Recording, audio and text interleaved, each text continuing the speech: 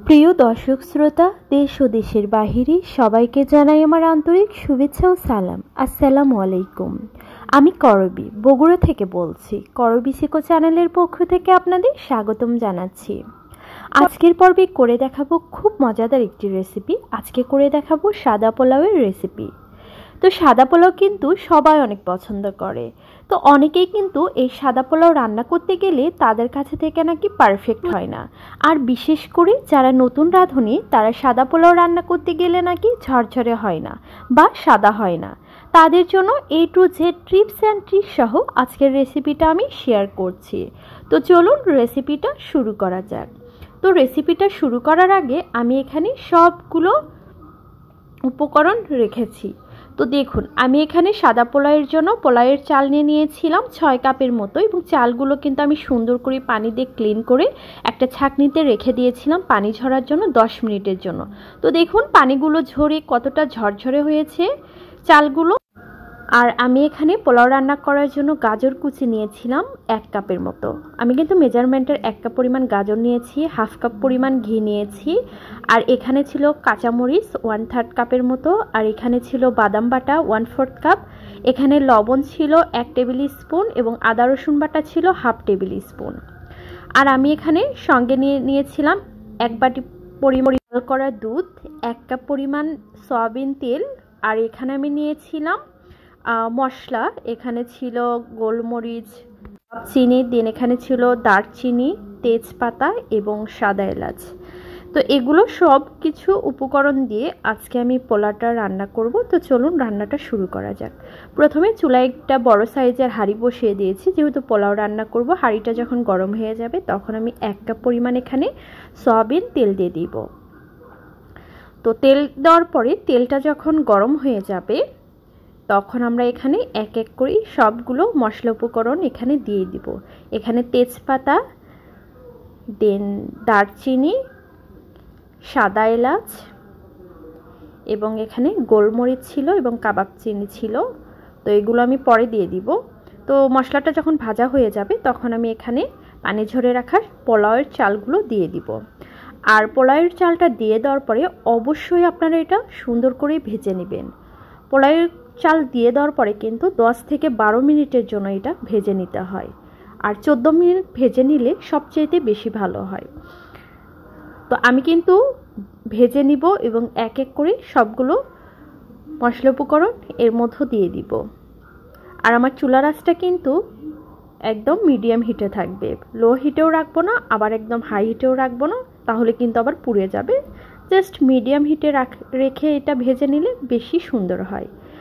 তো দেখুন আমাদের ভাজাটা যেহেতু মাঝামাঝি হয়েছে, এই জন্য আমি এখানে আদা রসুন বাটা এবং গোলমরিচ এবং কাবাব চিনি এবং পরিমাণ মতো এখানে লবণ দিয়ে দিব। দিয়ে দেওয়ার পরে আবারও আমি স্প্যাচুলার সাহায্যে এটা নেড়ে চেড়ে নিব। এটা কিন্তু আমাদের সব সময়ের জন্য নেড়ে চেড়ে নিতে হবে, তাছাড়া কিন্তু পোলাওয়ের চালটা লেগে যাবে। এই পর্যায়ে এখন আমি ঘি দিয়ে দিব, অর্ধেকটুকু এখানে ঘি দিয়ে দিব। আর আমি সার্ভ করার আগে অর্ধেকটুকু ঘি দিয়ে দিব, তাহলে কিন্তু ঘ্রাণটা অনেক সুন্দর হয়।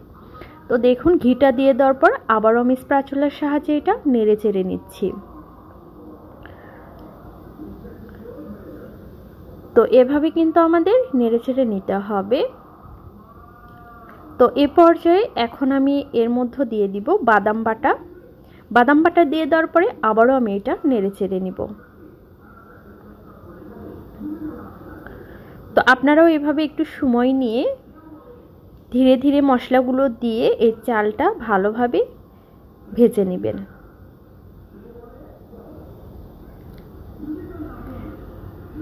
তো দেখুন চালটা কিন্তু আমাদের অলরেডি ভাজা হয়ে গেছে। এখন আমি এর মধ্যে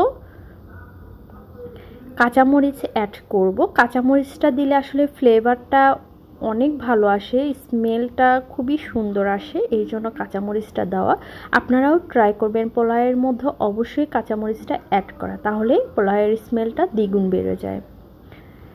তো কাঁচামরিচ দিয়ে দেওয়ার পরে আবারও আমি এটা নেড়ে ছেড়ে নিচ্ছি।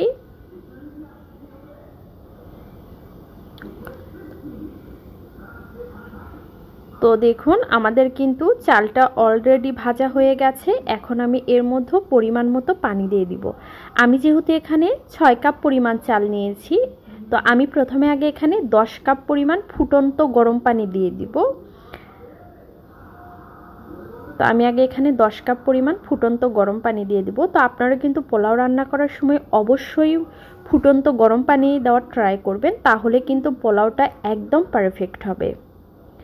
তো দেখুন পানিটা দিয়ে দেওয়ার পরে আমি স্প্যাচুলার সাহায্যে সুন্দর করে নেড়েচেড়ে নিচ্ছি। এ পর্যায়ে এখন আমি 1 কাপ দুধ আমি একটা বাটিতে রেখেছিলাম, সেই দুধটা আমি এখানে দিয়ে দিব। তো আমরা এখানে টোটাল 10 কাপ পানি এবং 1 কাপ জাল করা দুধ অ্যাড করেছি। এখন আমি এর মধ্যে আলু বোখরা দিয়ে দিব। দিয়ে দেওয়ার পর আবার স্প্যাচুলার সাহায্যে এটা নেড়েচেড়ে নিব।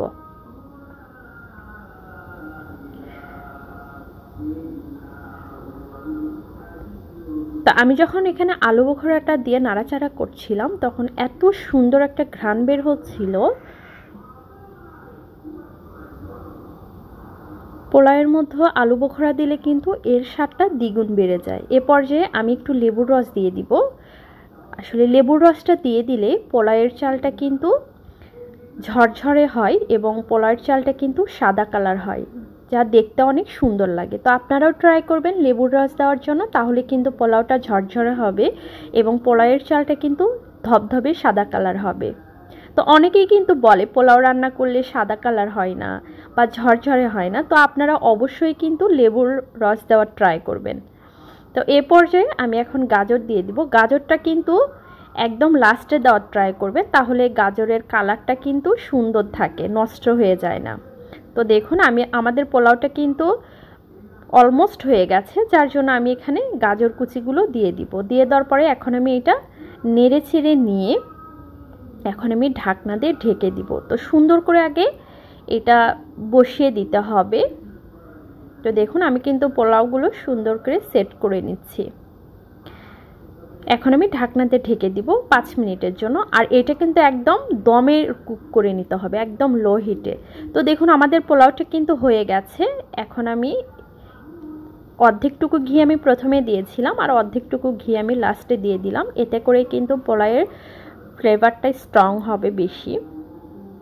আর ঘিয়ের যে একটা স্মেল আছে এটা কিন্তু অনেক সুন্দরভাবে পোলাও থেকে আসবে। এই জন্য আমি প্রথমে অর্ধেকটুকু ঘি অ্যাড করেছি এবং লাস্টে আমি অর্ধেকটুকু ঘি অ্যাড করেছি। তো ঘিটা দিয়ে দেওয়ার পরে স্প্যাচুলার সাহায্যে আবারও আমি এটা নেড়েচেড়ে মিক্স করে নিব ঘিগুলো পোলাওয়ের সাথে। তো আমাদের কিন্তু পোলাও রান্নাটা হয়ে গেছে। পোলাও রান্না করতে কিন্তু বেশি টাইম লাগে না। তো এখন আমি এটা সার্ভ করে নিয়েছি একটা সার্ভিং ডিশে। তো দেখুন, তো এটা সার্ভ করে নেওয়ার পরে আমি এটা এখন পরিবেশন করে নেব। দেখুন সুন্দর করে আমি এখানে পেস্তা বাদাম কুচি কুচি করে কেটে নিয়েছি, সেই পেস্তা বাদামটা এর উপরে দিয়ে দিলাম। দেখুন কতটা ইয়াম্মি লাগছে, তাই না? আর এই পোলাওটা যে এতটা ঝরঝরে হয়েছিল আর খেতে যে এত মজা ছিল। তো আপনারা কিন্তু অবশ্যই আমার মতো করে ট্রাই করবেন, তাহলে দেখবেন একবারে ঝরঝরে সুন্দর একটা পোলাও করে নিতে পারবেন। আর আমাকে কিন্তু কমেন্ট করে অবশ্যই জানাবেন আপনাদের পোলাওটাও কেমন ছিল। তো দেখুন আমি একটা চামচের সাহায্যে আপনাদের দেখিয়ে দিচ্ছি। দেখুন পোলাওটা কতটা ঝরঝরে হয়েছে এবং সাদা কালার হয়েছে, একদম পারফেক্টলি পোলাওটা হয়ে গেছে।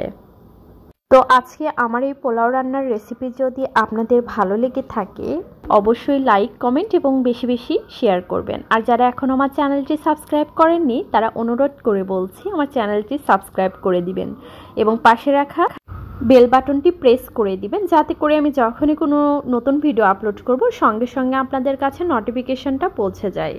আল্লাহ হাফেজ।